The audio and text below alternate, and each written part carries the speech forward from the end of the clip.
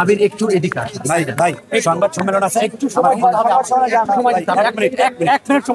নিয়ম হচ্ছে একজন ভোটার যাবে, তাকে ব্যালট পেপার সিগনেচার করে তার হাতে দিবে, সে ভোট দিবে।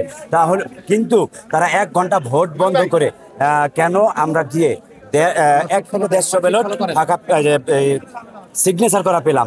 এখন আমার কথা হচ্ছে 1 ঘন্টা যাবত তারা বন্ধ করে কি কোনো জাল ভোট দিছে কিনা তা কিন্তু আমরা জানি না। কিন্তু ওই জায়গার যেই পোলিং অফিসার একজন স্বতন্ত্র এবং আমাদের প্যানেলের, তারা বলছে যে তারা নিজেরা ওই সিগনেচার করে ব্যালট বাক্সে ঢুকাচ্ছে।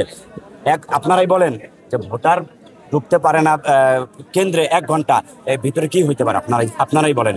এই জায়গায় এই যে শিক্ষার্থীরা 400-500 লাইন, এই জায়গায় সবাই খেপে আছে যে 1 ঘন্টা যাবত ভিতরে কেউ ঢুকতেছে না।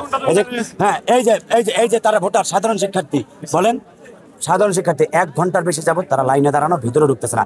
ভিতরে তারা মনের মতো, আমি ভিপি প্রার্থী এখানে ঢুকতে পারতেছি না, কিন্তু যেটা এক্সিট গেট, ওই এক্সিট গেট দিয়ে শিবিরের জার্সি হচ্ছে, জানেন তো তাদের একটা সম্মিলিত শিক্ষার্থী যেটা জার্সি, ওইটা পরা তারা চিপা দিয়ে কিন্তু ঠিকই ঢুকতে পারে। পুলিশ তাদেরকে ঢুকাই দেয়, রোবারি স্কাউট তাদের ঢুকাই দেয়। কিন্তু আমি ভিপি প্রার্থী, আমি যদি দেখতে চাই আসলে পরিবেশ কেমন, আমাকে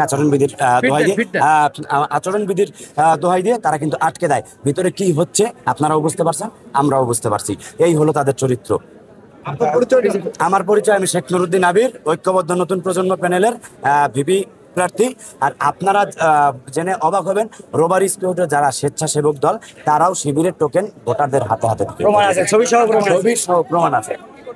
হ্যাঁ, এখন প্রক্টর স্যার ভিতরে গেছে, আমরা সংবাদ সম্মেলন করবো, আমরা জানাবো। আবির একটু এদিকে ভাই সংবাদ সম্মেলন আছে, একটু সময়